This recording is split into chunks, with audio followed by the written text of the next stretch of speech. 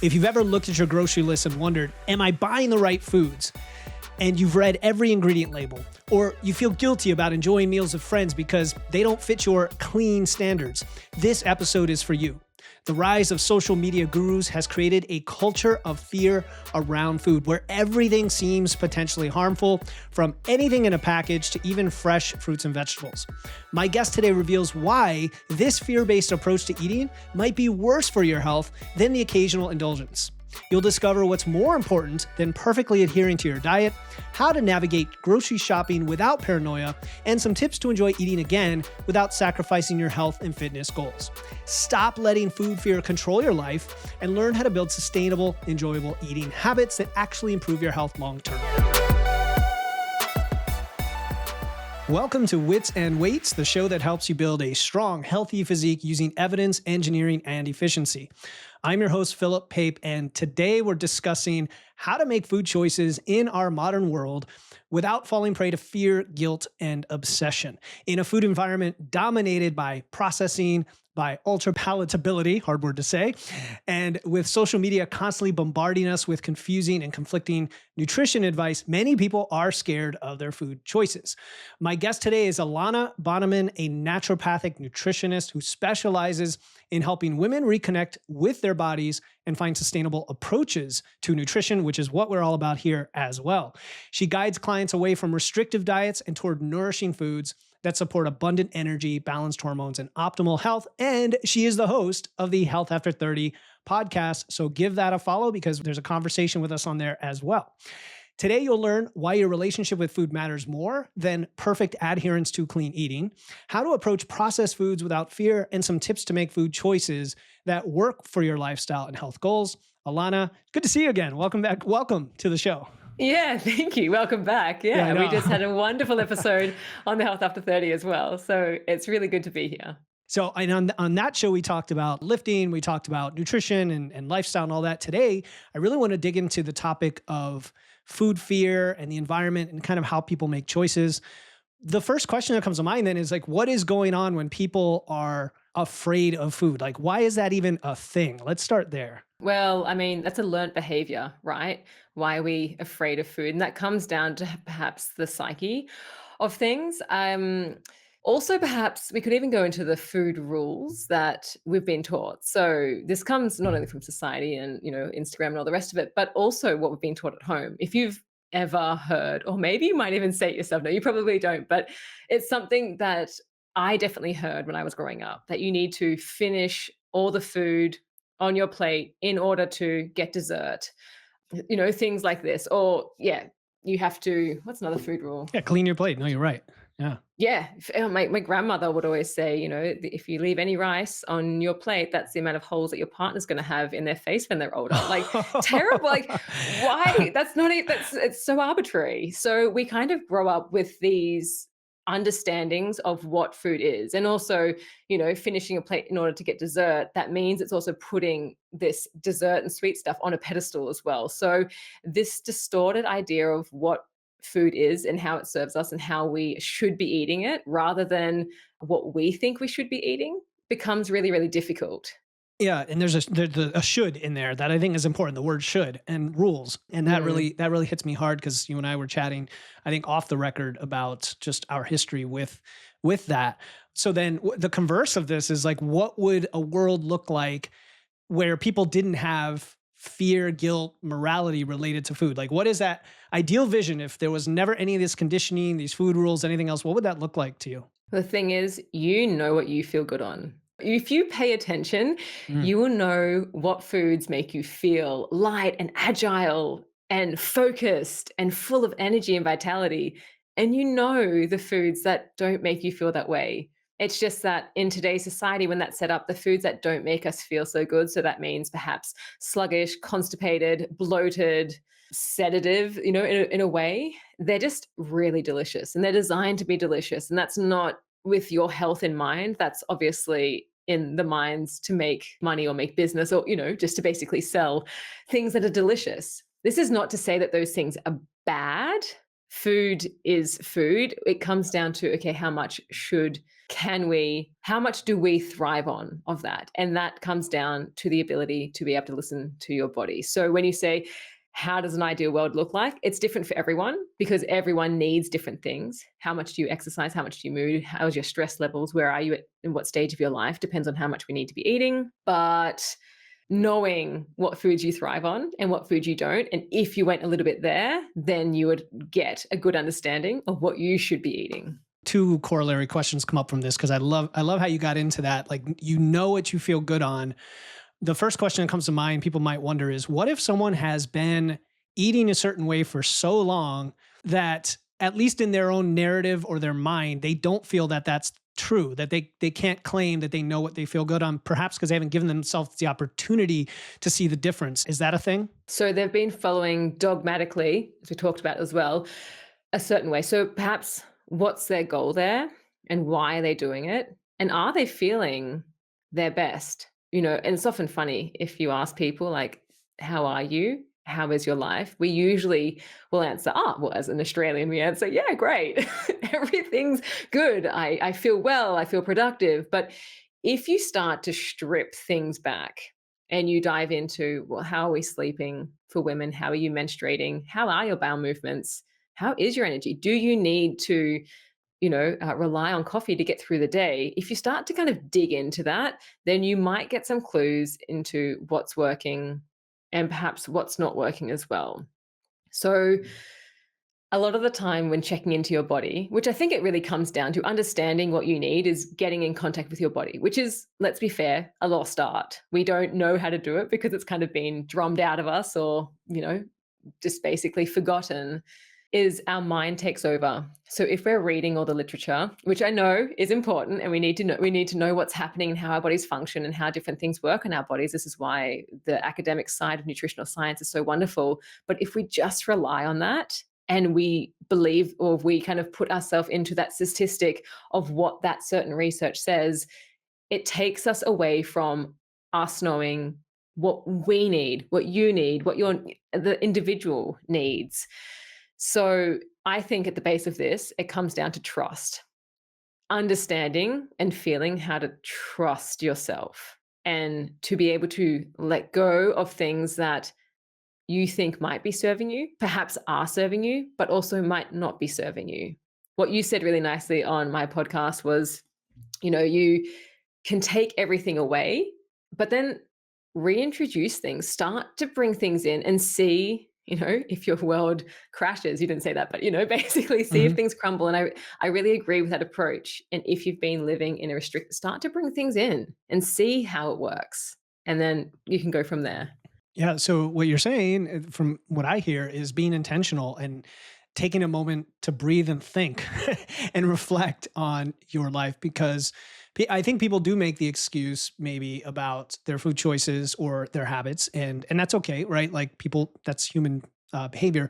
But then to say, okay, I need to look at how, when I eat that protein bar, when I eat this food or drink this at this time of day, what is the cascade of data? I'll call it data, is what you're telling me. It's funny because we joke about like me being the sciencey guy and you being more fluid, but at the end of the day, we're still being intentional and observing. And at the end, that's what data is, right? So to trust yourself, you want to define yourself and your identity and what's happening in this moment. And then it sounds like you can make changes from there. Let me ask you this. You mentioned how food science and the food industry makes food so delicious. And does that mean that the foods that are good for you can't be delicious? Now, obviously it's a leading question, but let's address that. Yeah. Well, Michael Pollan, right? He's an American-based author. He has a little book called Food Rules, which, I find Food Rules to be a funny name, but he says, which will kind of segue into my answer, he's got these different rules. And one of them is, when you go shopping, it's to shop the periphery of the supermarket. So you walk in and you walk into the fresh produce, and then on the peripheries, it's usually freezers. That's how it is in Australia. That's how it is in Germany. I assume in the States and basically everywhere, that's how it is. In the middle of a supermarket is aisles of canned, packaged foods. They're foods with additives. They're there to basically have long shelf lives, emulsifiers, and lists that go quite long. And, they need to be able to hold flavor and they need to be able, yeah, to be palatable. So they do, these foods taste good, but they might not feel good. Mm. Also, just because of the different ingredients that are in them as well. I think your question was, can healthy foods taste good? Is that what you're Sure. alluding to? I mean, the thing is, and I will be honest here, when I first got into the health space, when I first started studying nutrition, I remember learning about all of the different benefits that nutrition can have, whether it was anti-inflammatory, for cardiovascular, for skin, for gut, for mood, for like all the different things, that tricks and tips that you could do in order to have a good diet. And I was not eating for the joy of eating. I was eating for the benefits of eating. So it didn't matter if it tasted good or not. Like, for example, a protein bar. Do they taste that good? Like, they do the trick to get a bit of protein in, but are they like, do they taste that good? So, whether we need this amount of protein or this amount of fiber, I think making sure that you're getting the right things, but also enjoying what you eat Hmm. does play a huge, like, it plays a huge part on it. Eating, like, in cultures, it's such a huge part of what we do. We do it several times a day. It connects people, it connects with yourself. It's the first thing we do when we are, like, well, bottle fed or breastfed in a nurturing situation by our primary caregiver. They're there with us. So eating is a huge part of what we do. And to some extent, yes, it should be enjoyable, and it can be enjoyable. And I love that. And of course, I ask a lot of leading questions, or a lot of kind of questions from a place of skepticism for the person listening. I love food. I'm a huge foodie. I love to prepare nutritious foods and make them taste good. And honestly, if I'm trying to eat something like, let's say, Brussels sprouts, because I know they're cruciferous and they have these nutrients, and I heard they taste good, and yet my whole life I've had exposure to only boiled canned Brussels sprouts that make me gag. And then I try, fresh roasted Brussels sprouts with a little bit of salt, and they're divine, like this totally different food. I think that's important. Like, I've seen people comment, no, it's not about enjoying your food, it's about fuel, or it's about nutrition. And it's not. It's a human experience. So that's why I wanted to ask that early in this episode, so that people, give themselves the permission to enjoy food, to actually seek out delicious ways to prepare, to purchase the ingredients, everything, but also understand when we say tasty or delicious or whatever, what do we mean? And if you eat Oreos and they spike your dopamine, but then, you got some rumblies in your tumbly, right? Like Winnie the Pooh would say, maybe there's something off that doesn't work for you. Now, granted, I personally, I could eat an Oreo every now and then when I'm in a bulking phase, and it's whatever, but I'm actually thinking of it then as just fast, sugary nutrition for a lifter in a tiny, tiny percentage of my calories. Oh, that's so interesting. Yeah. So you see food, in that respect, and I guess that's it. You're seeing food as serving a purpose for gain or loss. It's like, It's a carve out from, if I have to eat 4,000 calories, I yeah, literally am not going to enjoy all 4,000 calories, probably. That's a okay. different topic for a different day. Oh, interesting. Some people will. Some people will eat all whole foods, and it's more power to Yeah, I them. mean, but I would, I mean, yeah, I guess I would maybe put honey, or that's Sure. interesting because, Sure. yes, if you start to see just the calorie impact of from an Oreo of what you can get compared to, I never thought about that. Uh-huh. To be honest, so I've never bulked, so it's never been Yeah. it's Yeah. never been something that I've had to think of. And even for those who I work with, it's like feel good weight. Sometimes it is weight gain. Okay, then how can we do it? And I usually do it with whole foods, but I never thought to. It never crossed my mind. Yeah. So, okay. So now I have another question for you then. Do you think people should be striving for a 100% whole food diet, or that there should be some carve out or allowance, or No, whatever term you use, yeah. for whatever, Y- ice cream, baked goods, donuts, pizza, whatever? Yes, I straight up I say eat cake and feel great. Like, not, I mean, you're on the same page. It's not about restrictions, but I think the difference between eating a food like an Oreo in order to get a result is different Hmm. to, I shouldn't eat this food. Going back Yes. to your first question, because the whole point is like, because that's bad and I can't eat this cake. It's not the cake. If you eat cake 7 days a week, your body's going to feel it. Your body's probably going to ask for something like a salad. But likewise, if you're just eating salad 7 days a week, your body's going to ask for something like a Mm. cake. So, no. And when you eat this cake, you want to not feel bad. You don't want it to be a terrible experience.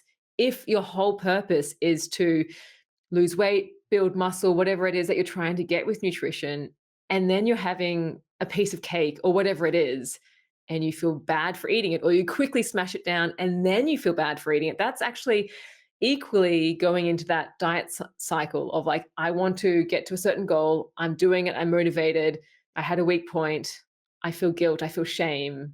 I'm pathetic. Okay, I'm motivated again to lose weight again. And it's just that cycle isn't helpful for anyone. And it will usually keep people stuck in their, let's call it a weight loss journey, or in their health journey in order to get to a certain result. Yeah. So then how does the language change when you work with somebody and they're, let's reverse engineer it. Somebody who's been successful and gone through this transformation and used to think of foods as good or bad, or had guilt or shame around certain foods, this binary thinking or moral thinking. What does it look like when you don't have that anymore? What is the language someone will use around, say, a processed food that they just eat it because they want to eat it, and it's not, there's no moral judgment? Yeah. So, in order to get to that place of no moral judgment, we need to actually address the language that we're using towards the foods. The whole industry, and I get caught up as well doing it sometimes. We will call food good or bad, healthy, Yeah. unhealthy, super junk food. And just by doing that, like I went to a cafe the other day and it had clean, like the cafe, it's like clean food, Clean. like acai bowl, like whatever it was there. And I just observed that, because that meant at this cafe, that was clean, which meant the burger across the road, that's not clean, that's dirty. So even if you are perhaps not fully aware of like that clean or not, just the idea that it's not healthy, it's not clean, I'm going to have a burger, I'm doing something bad, oh, like I'm doing something naughty. I often hear that, oh, I deserve a piece Mhm. of cake, it's something naughty. It's not naughty to have a piece of cake or a burger. If you do it intentionally as the one off thing and you enjoy it, I think that's going to hit more dopamine than eating it and then feeling stress and guilt and shame afterwards. That's probably adding more to the stress and the imbalance of your health in general if you're seeing those foods as bad. So you can start with the language. And this is, when we say healthy food, everyone kind of knows what healthy is or unhealthy is, but by just labeling those foods, it really puts that judgment on the foods. And then also the people eating them get The that judgment, people. Yeah. whether it's yourself eating it or if you're judging other people for eating those foods as well. Yeah, 100%. It does. It does. And I even have deep seated in my brain when someone themselves declares that they're not eating something because it's quote unquote unhealthy, and I'm there choosing to eat it. I think, wait a minute, what are you saying about me? But then, it's like back in your brain, we want to belong. We want to be part of that group, and it kind of isolates and singles people out. So with this diet culture, because that's really what it is, this conditioning, the guilt and shame on food choices, what are the signs that people should look for about themselves to kind of reflect on themselves with this unhealthy food guilt, and maybe how it connects with their well-being? I know we've talked about this a little bit, but just so someone is Mm. more aware of why, Oh, the when and diet. why they're doing this. Yeah. Yeah. So, I mean, the diet culture, like I was born in the 80s, grew up in the 90s. And this is when diet culture's been around for ages, but it really hit home. Today we have more of this body positivity, but back in the 90s, heroin chic was in. And people, this thin was almost synonymous for healthy. So it wasn't get healthy at any cost, it was get thin at any Mm. cost. And I've heard stories of women who used to just drink orange juice and eat cotton balls to get healthy. Oh, get Oof. sorry. Not to get healthy, obviously, to get Yeah. thin. And so, like, just the idea to do that. And this has perpetuated. So, we're trying to get thin. So, we hop on any crazy diet to then get a certain result. And that's backwards. That is not what we should be doing. The goal is to have energy. The goal is to have a functioning menstruation, a monthly, not, painful bowel movements, hair, skin, and nails strong, focus in your eyes. And when you go to work, you're feeling productive and you're feeling vital. That's the goal, I think. And also for me, that's again like with this whole feel good weight, the weight is actually a byproduct of all of those things. I'll also throw sleep in there as well, because that's obviously an important one. But it's a byproduct of you optimizing each area of that life. And diet culture didn't do that. It didn't Mm. do any of that because it was all for getting thin. So the first thing is to kind of perhaps be aware of, is it about my body or is it about my health? I mean, you work with people in weight loss, in making these transformations. So what is it about in the end? What's their true calling that they're coming to you to work with? And it usually is about the health. It's not about how they look, although that is the catalyst for people coming in. So that's, I think, the first place to be aware of it. Yeah, and that is huge because if you're chasing, I mean, if you're chasing the wrong goal, the feedback loop is not going to align. In other words, what you do may reinforce that misaligned goal, and then you're going to keep going down that path rather than the path you choose to go down. And you're right, when it comes to weight loss or even body composition, when it's more physical, some of the most inspiring stories I hear from clients and just people in the general when they start down the path of doing what you're doing is the language around how they feel, the language around how other people perceive them, not physically, but like their energy and their showing up in their health and their confidence. And that can be more inspiring than anything, in my opinion. And then if you happen to have the byproduct of the physical side, that's great. Now, what about something like we talked about strength training on my show? What about somebody who does have a legitimate goal where they're trying to add weight to the bar and they're trying to get stronger, and therefore some of these goals need to align with that, but that is physical, not so much about how they feel. What are your thoughts on that? Well, it's interesting because when we chatted, Yeah. you were like, okay, this needs to happen. People have to do weights and I was like, oh, that's so interesting. Is that okay? It's a similar thing, different approaches. So it's crazy. So I take a very holistic approach, very fluid approach. As I said, I will often work with what is your resistance? What is your resistance to getting to a certain result? I'll just give an example. It's actually the opposite. So it's the like losing rather than putting on. But for example, someone who cannot start to get moving, a client of mine comes to mind. It's a story of, yeah, I want to do it, but I can't actually do it. Like I'm not starting. Mm. They're not taking action. It's like, what's the resistance there? And I get people to literally get a pen and paper and every morning, a few pages, writing down what's your resistance and writing down into the point where it gets uncomfortable and like, why am I even writing about this? Keep writing. You will find the reason to what's resisting. And so, for example, with this client, she came back to me. She's like, oh my gosh, when I was in primary school, I was in a sports lesson and I was running and the PE instructor kind of slapped her on the ass. And from then on, like for her, it was so violating and she just shut down. And from then on, she just stopped doing movement. So to get back to this point of, okay, what's at the root cause of you not taking action and you not making change is a really important factor to kind of get through that, understand that, and break through from that as well. And I Yeah. think you could kind of Yeah. see it. Yeah. Sorry. No, no. Nice one It's to always say. You hard. first. Yeah. Yeah. It's always hard to tell on when I should jump in.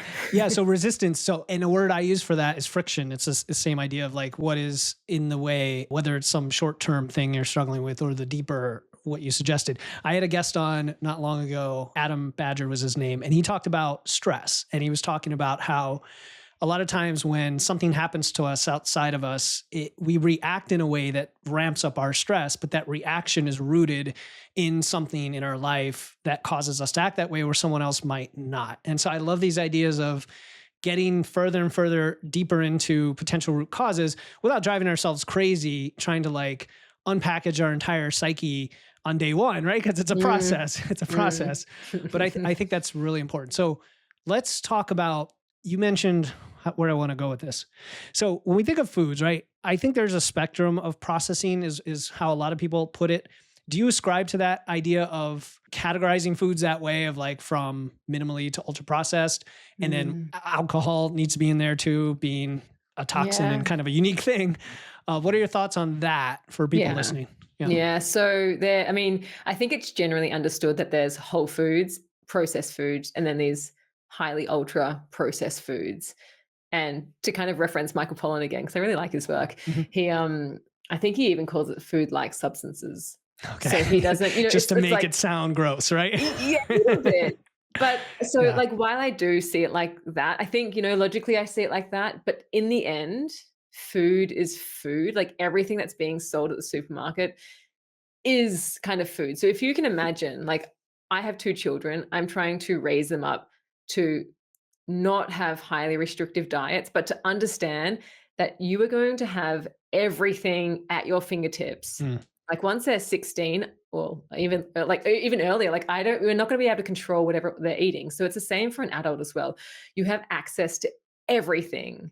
Um, and if you kind of see it all as food, and again, it's actually getting back into your body and understanding what actually makes you feel good versus the highly processed stuff, which while it tastes good, it's chances are it's not going to be making you feel good or function well.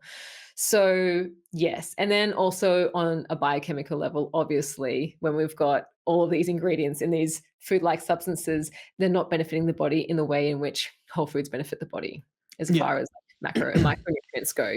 So, I mean, is it even a question to ask if it's out there? No, because they're obviously all available. It's how we kind of associate ourselves with all of them. Again, I try not to call them good or bad, Mhm. because then it puts you back into the, oh, like this is bad, I'm doing something bad. That is elevating that stress level, which we want to kind of not, like, yeah. And it's also when we call salads good as well, it's just Oh, yeah. again, I'm just thinking about it because like when stress is involved, stress elevates every single condition, whether it's a skin condition, whether it's a bowel condition, whatever you have, any type of stress is going to exacerbate that. So it's the same thing when you're thinking about nutrition, because so many people, we can control our nutrition. We eat several times a day. That's something that we can control. So when we're controlling our nutrition and we're doing things that we think are bad for us, then again, this stress is spiked, and that's what's going to cascade with every health concern in our body. Nervous Yep. system regulation is huge.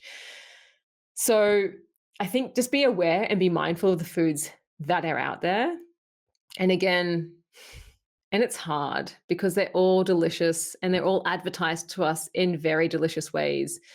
But understanding what it is that you want and understanding what your body thrives on. And also, if you're on a journey and you want to get there, then you have to be diligent. Motivation, discipline can only push you so far. Well, discipline can actually get you probably a bit further than motivation, but you need to challenge yourself as well.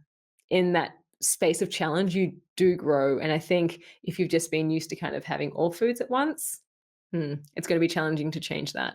But in that Mm. challenge, you'll grow.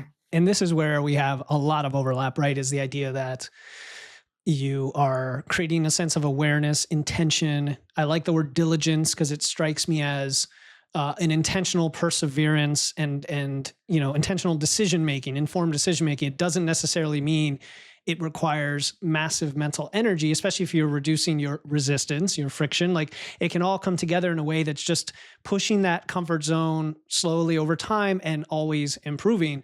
Just like in the gym where you don't jump to a 400-pound deadlift on day one. You start with the empty bar and you move slowly. You mentioned, I want to get back to the feeling good part and get more objective and dig into that so that the listener understands what does she mean by feeling good. A little story about my daughter. We have two daughters, 11 and 13. And my oldest daughter, for a while there, had some anxiety about going to restaurants. And I think the reason was she had a few experiences where it just didn't work well for her system, whatever she ate at a restaurant, because we eat so much prepared at home. And my wife is just a great cook and she doesn't use many ingredients. And, we go to a restaurant like once every 2 or 3 weeks and it's like all the oils and sugars and fats. And again, it's not the good or bad. It's just, how do you feel? Like, so she would do that and she eventually had a little bit of anxiety. We said, hey, why don't we go out? And she just wouldn't enjoy it at all, no matter what it was. And eventually we started to become more intentional, like you said, with her about, hey, we are going to a restaurant. Let's look at the menu. Let's figure out together what might make sense. And then understand that it's, pretty close to what mommy makes at home. So, give it a shot and then kind of see how you feel afterward. So I think that's a relevant story, but I want to understand from you, for the listener, how do you know what feels good? Yeah. Well, it's interesting because that level of anxiety is an indication, like, I don't want to say red flag, but Yeah. it's an obvious sign that something is not going okay. Mhm. So this can come in like, yeah, emotional things can come up, stress. And also we know that our brain and our gut are tight, like the brain gut axis, like we know it's affected. And what comes first? If your gut balance is also like your microbiome is out, then it affects your mental health Mhm. and vice versa. So we know that mood or mental or emotional aspects do play into it. We also need to think about the physical effects that we get. Like, are we getting digestive cramps afterwards, or reflux, or just lethargy? What's happening with what we're eating? Or are we getting like super excited from like a bag of Oreos or whatever it is, like the sugar hit? So I think understanding how you're feeling, because, okay, like I'm going to put this back down to a very basic thing. The body has a life force that like flows through it, and you can feel this life force. Like if you clap your hands together, your hands start to tingle and you'll feel the life force dropping into your body to feel those feelings.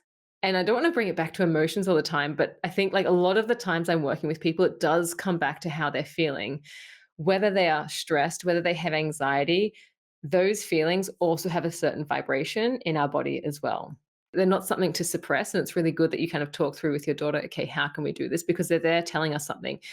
Anger, for example, we need to listen to our anger, or if we're having guilt, listen to that. And what, or anxiety, what is it trying to tell us? And why is it trying to tell us that? So I've totally diverged, but I think when we want to think about what feels good, you can have the mental side or the physical side of it.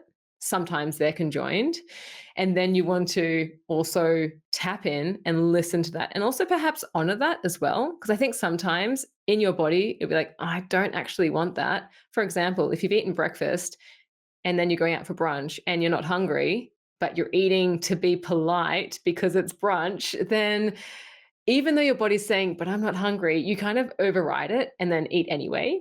So, in what ways can we kind of honor our body and listen to what our body's saying? I think that's the core of it. That piece is actually very powerful in my opinion, because if you extrapolate it to something like alcohol, which is so socially conditioned and I'll say twisted in terms of how it's portrayed, right, as this wonderful thing, and you think of the pressure people put on themselves just to imbibe because they're with people, because of the social whatever. That's kind of the extreme case of it. But I do like the idea that your hunger cues, for example, you alluded to, your context of where you are with people is a variable, is a very strong variable in your environment. And you don't have control over that, but you have control over what you do within that situation. Mm.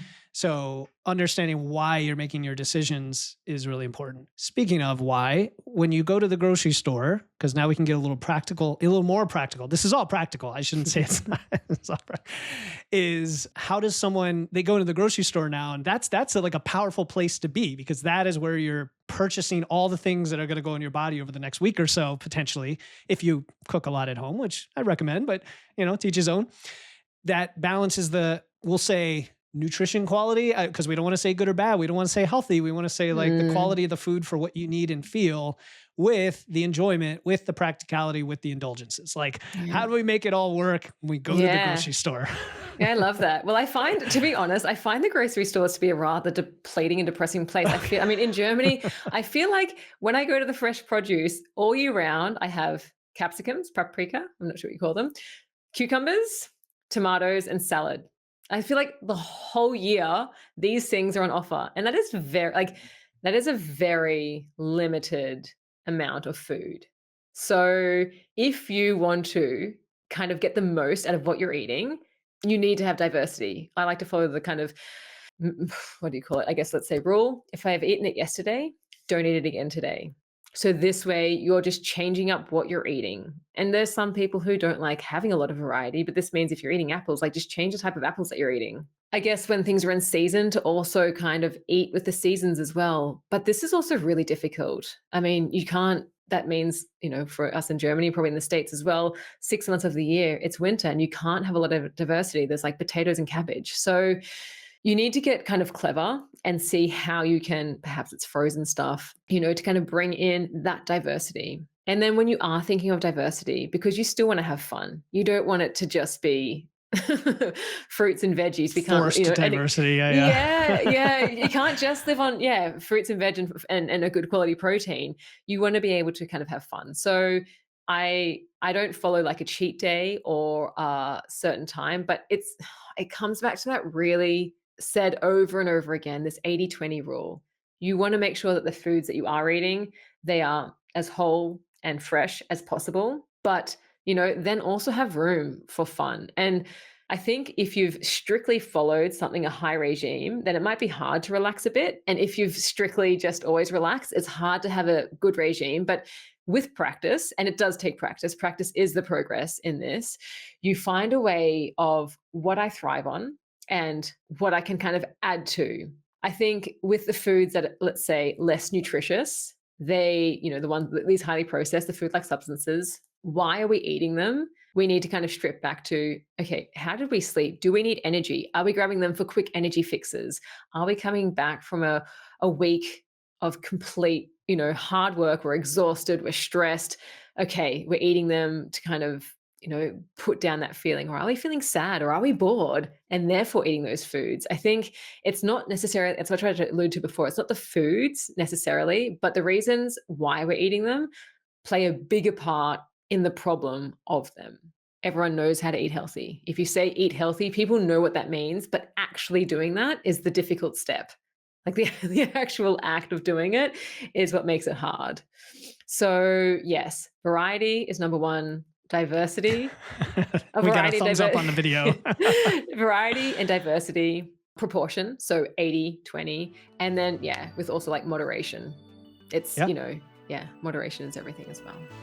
The most value that I got from this was the fact that I had someone that I could talk to about anything and that there was going to be no judgment. It was just, well, here are your goals. Here's the best way that you're going to achieve it. And then let's work together to help you feel inspired and motivated to do that. And there's a lot of people out there trying to be coaches, and not all of them have done the work. And also just be a genuine person that is positive and coming from the heart in terms of wanting to help. And Philip really embodied all of those qualities. I would recommend him to just about anyone that's looking to achieve goals in that realm of their nutrition and building new habits.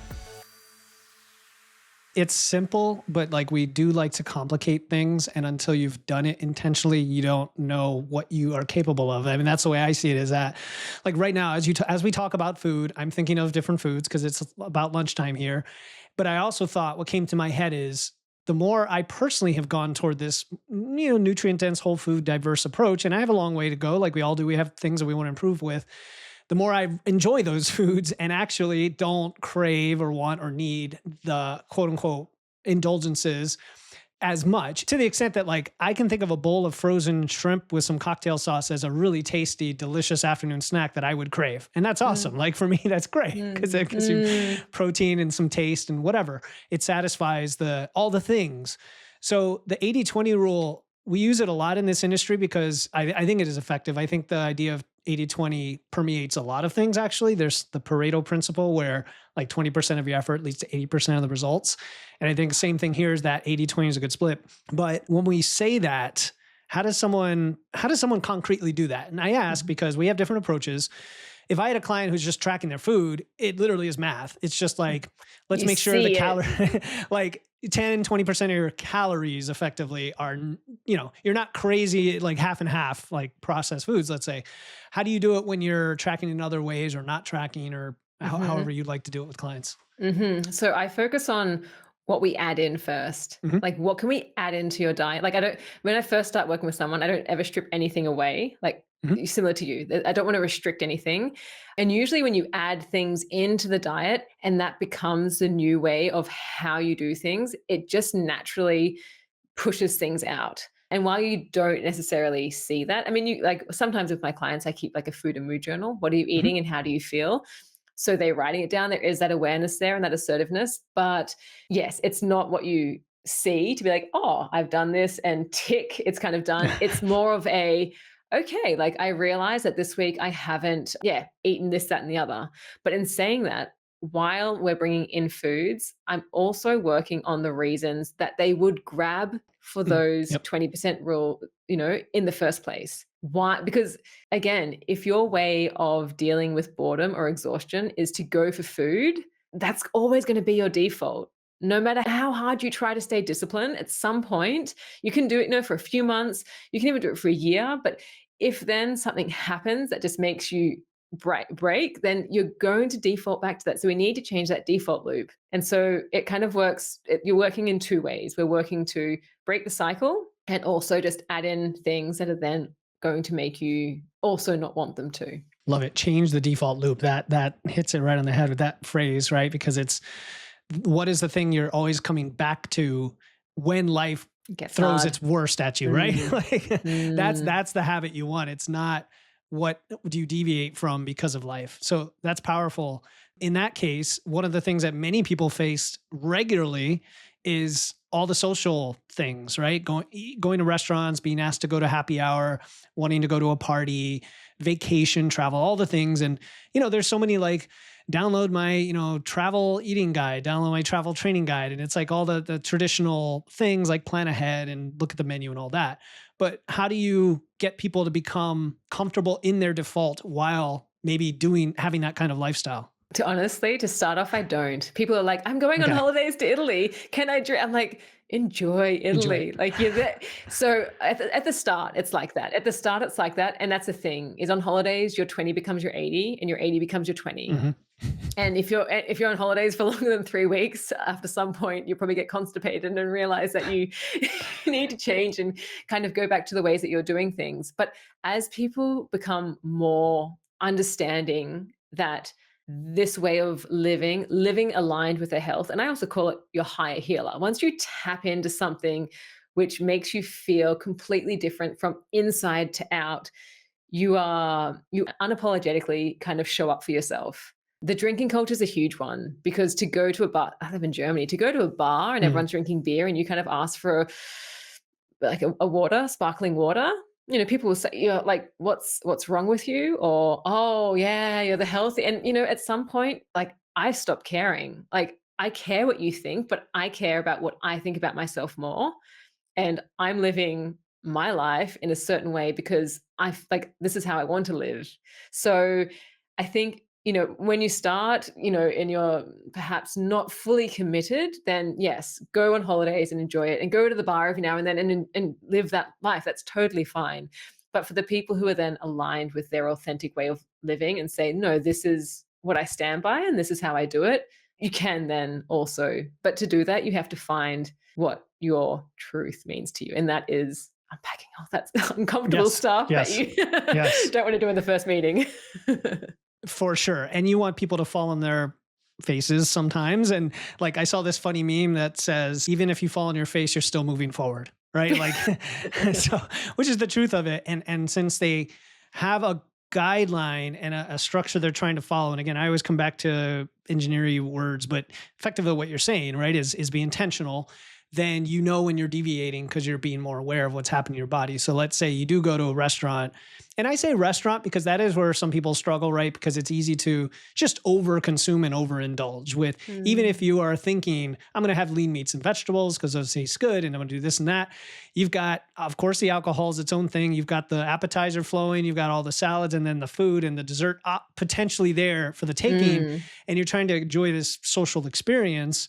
It's like people are thinking, okay, great. Like 5 days, 6 days out of the week, my default is this wonderful thing where I'm in tune with my body. And yet I go to a restaurant and how do I still do that? Right. That's kind of what I'm getting at. People. Yeah, that's a good question. Yeah.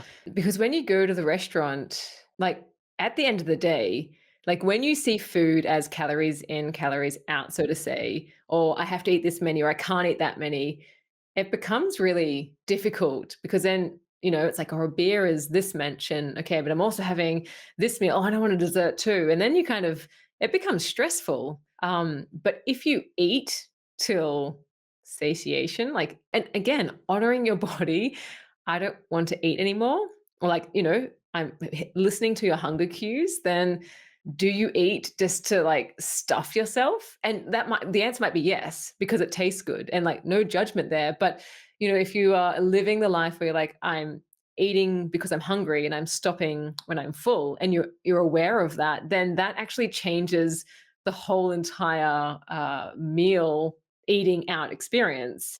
So I think that's kind of how because listening to our hunger cues and our satiation cues are one of the biggest parts of tapping into our bodies. So I think that's one of the largest parts there.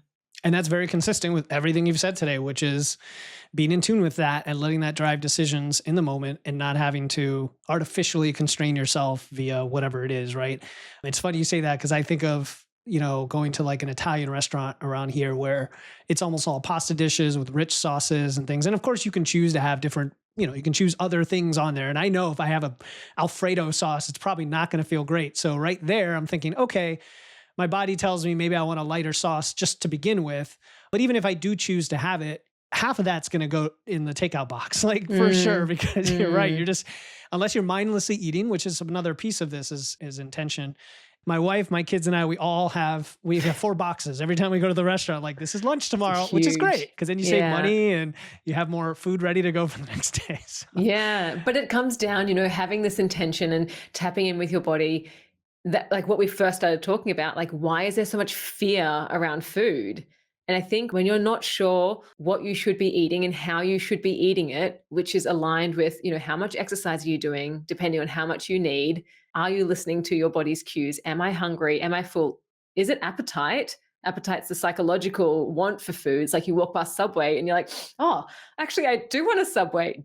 That's your appetite. That's not hunger. Hunger is, you might be lightheaded. Your stomach has like some pains in it. Like that's the hunger. And so when you kind of align with what your goals are and why you're doing this whole transformation, aligning it with exactly how you feel in your body, you become perhaps like more convicted in your food choices. And, I'm making these right choices. And there is less of that, oh, like carbs are bad. I'm scared of carbs. Can't have a cake because, oh, it's bad. And that all will then kind of fall away. Yeah, I'm hearing that you become confident in your choices. You own them. You become the master of your own, your own choices, which is a great place to be. So, as we wrap up, because I think we covered a lot of great things that all interconnected ultimately, which is wonderful when that happens. Is there anything you wish I did ask? And if so, what is your answer? Oh, that's a lovely question.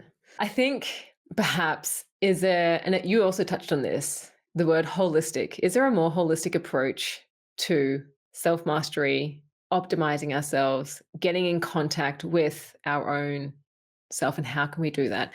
I think a holistic approach, which is the movement, the strength, as you talk about, is one aspect, the biochemical, the toxins, also the nutrition that we put into our body is the second, the mental and emotional aspect is the third.